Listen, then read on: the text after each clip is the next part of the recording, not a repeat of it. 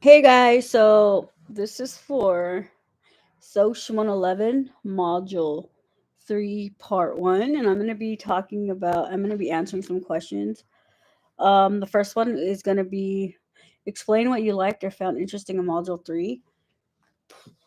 I love learning about Native American culture, and I love learning the history of it. What I found interesting was I did not know that Native Americans were pushed to the side because they were thought to have diseases, and African Americans were seen as, I guess, as more solid, which is crazy to me.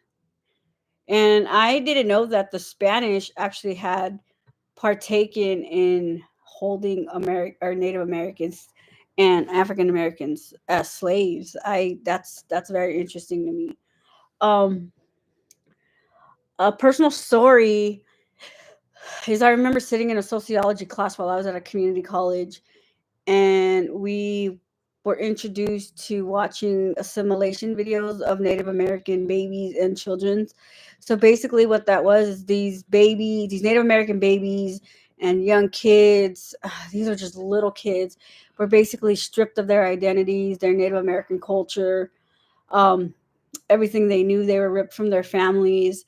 They were not allowed to speak their native languages, and if they didn't understand English, they were beat. So basically, again, like their whole identity was basically just stolen from them.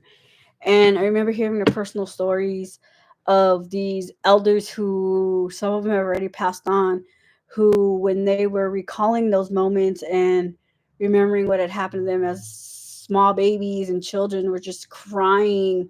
And it angered me so much that we could be cruel enough to want to strip people of their identities and their culture and their heritage and beat them if they didn't align with, the European or American standards. Um, Again, that ties in with that being uncomfortable and how just my question is like, what made the Europeans want to just feel like they could come over and just basically humiliate, kill, destroy the Native American culture. Like, what made them feel like they were just so superior in that aspect? It's uncomfortable to learn because I have Native American blood in me. My grandma was full Yaqui Indian. She was from a Sonora tribe in Mexico. And I often wondered, like, if she went through any of these hardships or if my ancestors from her bloodline came across any of these hardships. And like, I wish sometimes, she were here so I could ask her questions. I would love to know more about my Yaqui heritage. I think that would just be so cool and so awesome. Um,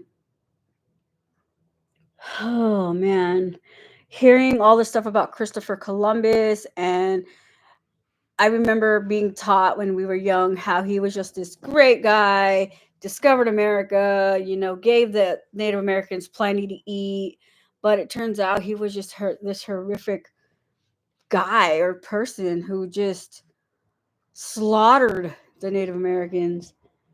Let's see. If I could change anything, or if I could at least try to fix anything that happened to the Native Americans, I would just hope that they receive justice, they get their land back. I hope. I don't know if reparations is gonna or money's gonna fix everything that they need, but I just wish that we could just all come together and you know, very very emotional. Um, Become peaceful with the Native Americans. You know, they were done wrong and they've paid the price. And I think it's time we show up for them and fight and continue to fight for them. That's a societal change I would love to see.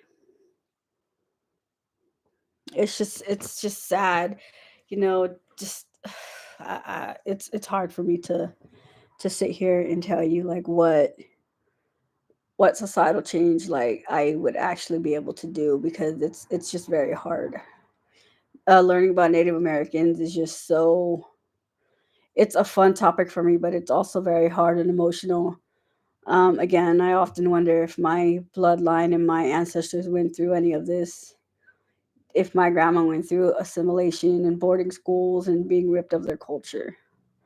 Um, but I hope you guys enjoyed just my little spiel of my thoughts and my questions that I answered. But thank you, and I wish you guys luck for the semester.